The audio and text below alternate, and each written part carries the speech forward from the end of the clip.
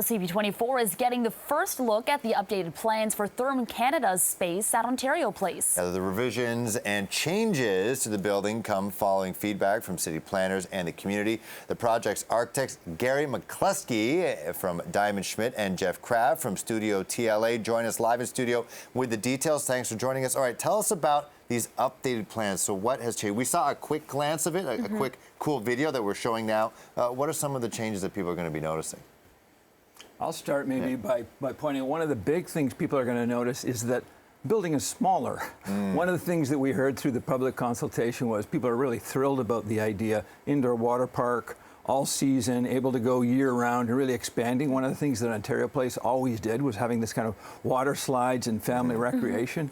But was it possible for it to be more integrated in with the park landscape? Because that's kind of an awful lot of what Ontario Place is going to be is public park. So by making the building smaller and really increasing the amount of public park that it has, we really think that we're integrating with the public park much more. So which part of this video, like, is all this part of the public part, like this walkway? Yeah, I'll let Jeff go. Yeah, absolutely. So the actual building itself becomes part of the public park experience. So what we're doing is we're creating about 16 acres of publicly accessible parkland. You move over the building in multiple ways, and then you enter into the West Island itself. We've got a 1-acre beach, we've got picnic facilities, we've got aquatic habitat improvements, we've got wetlands, play areas for children, exhibition spaces, and you can see from the video it's an incredible experience, true to the initial visions for Ontario Place. And let's walk through some of that consultation process, because that's a big reason why these new plans are being put forward. Tell us what you heard from the community, what you heard from city planners, and if we might be able to see new changes in the future, depending on more consultations after this release.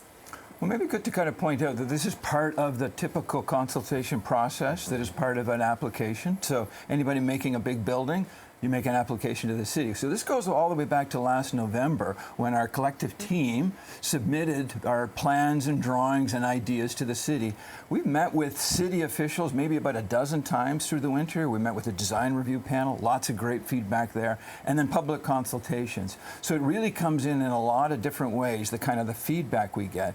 But it's very much part of, this is how our process works, right? This is how this application review. So we've done a redesign and kind of a rethink based on that commentary. We now resubmit to the city, and we'll do another round of public consultation. So absolutely, there's still more room for input, and we're really looking forward to people's comments. Is that something that people kind of are lost on? Because you're not politicians, you're architects, right? So how difficult is it for you to stay creative, but that first rendering comes out, there's public backlash. You have, opposition leaders going after, it's like, this is not a beach, this is just a bunch of rocks. What are you talking about? How hard is that to stay on task and to be creative but also receive public backlash at the same time? What's that like? Well, I think it's actually part of the normal process, as Gary said. So design is about evolution, it's about listening carefully, and then quite frankly, it's about redesign, and it's continuous. So the process will continue over time.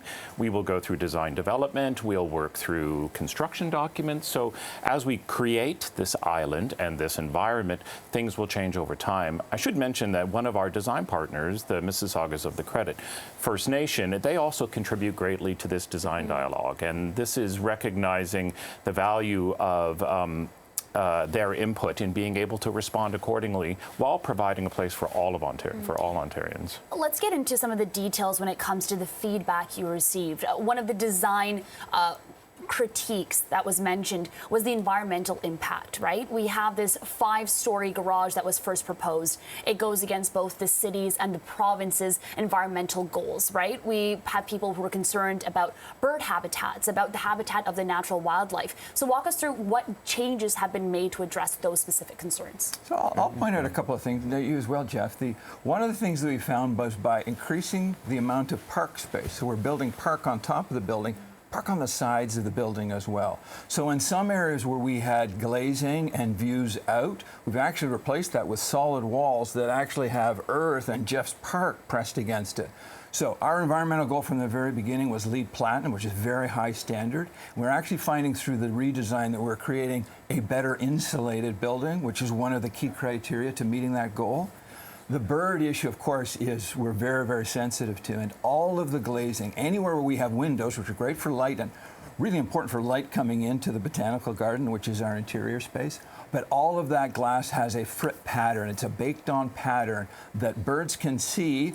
Actually, people don't see it until you get fairly close to it. So it really works for the environment, really works for the bird habitat that's in that area as well. And as for the parking, are you going to talk about that now? No, I was going to talk more about the environmental. Yeah. Okay, we'll do that, then we'll talk parking. Sure. We've got a 2-acre wetland. We've really focused on water quality, which is a problem we all know along the lakefront. We've got about 8 acres of aquatic habitat, and what we've done is made the lake shore accessible for people to be able to get down directly to the water now, which they're not able to. And then of course we have nothing but native plant materials. That's going to, in about 7 acres of planting, including on top of the building itself. So the whole idea here is that it becomes part of a natural and functioning ecosystem, and it's a logical extension of Trillium Park and the other islands of Ontario Place.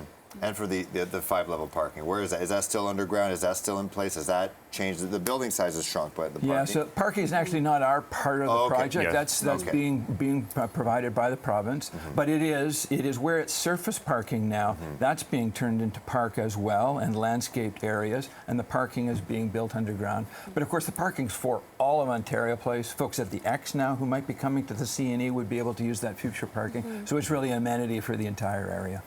I know the spa building itself previously had taken about 50% of the West Island when it comes to land mass. It seems like you guys have worked around that by building up when it comes to that public space. Does that mean the original size of the building will remain when it comes to how much land mass it's actually taking up? So the actual, yes, the footprint of the building is still pretty much the same, and more, of course, importantly, the number of folks that we can have as visitors, really wanting to provide a lot of space for a lot of folks. But in a way, we sort of buried the building. So by building landscape on top of the building, we have, in terms of people's experience of the West Island, we sort of reduced the size of the West Island. In the new design, there will be as much public space on the West Island as there actually is today. So that's really one of the goals that we had was, let's make sure that we can keep as much public space as there is, but can we do that in a way that the great thermal experiences are also provided?